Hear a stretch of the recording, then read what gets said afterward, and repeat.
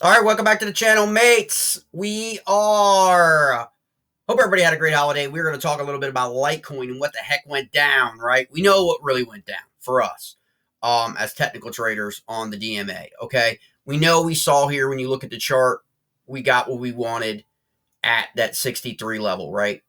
From November 19th, right? Breaking above that in that pump candle, right? That we saw.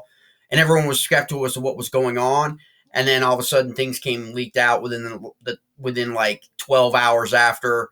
You had a lot of YouTubers pushing Litecoin. You had its anniversary. Remember Litecoin, the fork of Bitcoin from 2011 by Charlie Lee. You've got a whole, but it's transaction, it's peer to peer, it's transaction. It is incredibly, like, ridiculously cheap compared to Bitcoin, obviously, right? But how it performed in the last 2 weeks with between Litecoin and Ethereum, Litecoin and Bitcoin is unbelievable, really. And so you had at the same time, you've got people like BitBoy Crypto and everyone on TikTok and Twitter, like focusing on FTX, right? Focusing on that whole scandal and the SEC, and everyone seems to be so concentrated in the crypto exchanges. Rumors were Ben Armstrong was going to the Bahamas to find Sam, and I don't know what that does for everybody in terms of trading. But from the trading group, mates, you use that information. Remember, you're trading behavior. You're not trading price. Okay, so as we broke through the DMA here, as you can see here, that's why the entry call at $64 was a critical entry call after it broke its daily moving averages, right? It broke the 5-day, the 7-day, the 10-day, the 21-day, right? And so that is a bullish indicator, a bullish signal. And it went all the way, as you can see in the chart, to 81, mates. Okay, that's over a 200% return just on 10x leverage. Okay, all based on, right, a counter narrative to what was happening with Ethereum, Bitcoin, FTX, and all that tied up with institutional investors and everything happening with that scandal.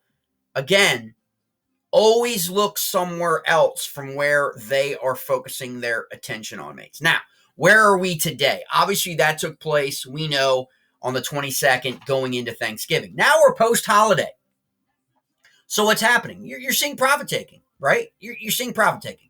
It got as high as 81, 82 bucks. It's now trading down $10 to 71 after weekend trading after the holiday. But the critical part about that, why you flip it, okay, is it broke its DMAs coming on a downside.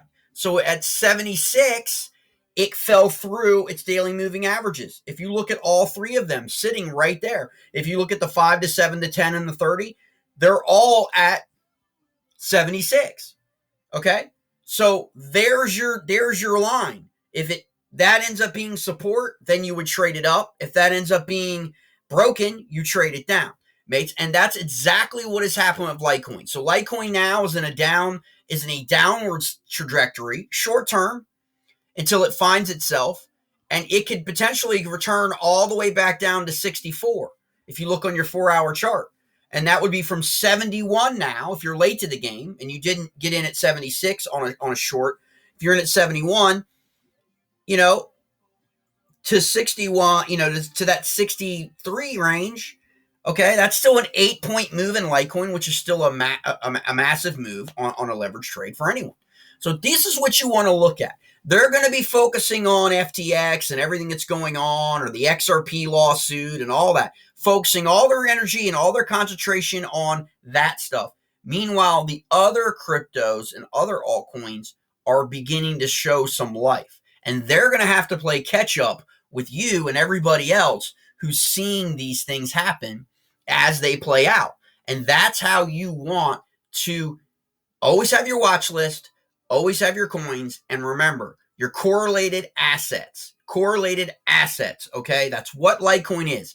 It is a correlated asset, not only a fork, but a correlated asset to Bitcoin and Ethereum. How does it relate to their behavior?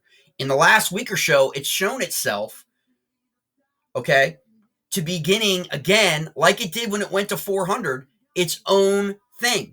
Okay, and so more people may be moving back into it. Okay, And so that's what you want to look at. Litecoin's been around forever, mates. This isn't a new coin, okay? Been around since 2011, all right?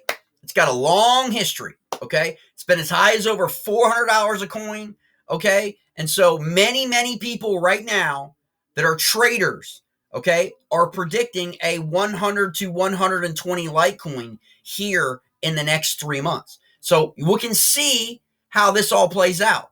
But when you first get that nice little push, a lot of people come to it, just like we happened with the volume. You can see the volume spikes here on those days on November 22nd and again on the 23rd. You basically got on your 4-hour about 4-hour pump, then kind of 2 4-hour sticks that were kind of like average, okay? And then another big pump as more people moved in. So that's what you want to focus on, mate. So you got that. You had an entry in at 64, an exit at 81. Now you've got a sell down entry at 76, or today, potentially, if you're late to the game, around 71, because you have no underlying really support really until about 69, and it's only really 1 or 2 candlesticks on the 4-hour. So if you're not in the game yet, you might want to wait until about 69 or 68 and see what happens. Could bounce right off that. You don't want to get caught in that trap, okay? So that's where Litecoin is today on Monday after Thanksgiving. All right, mates, I'll see you.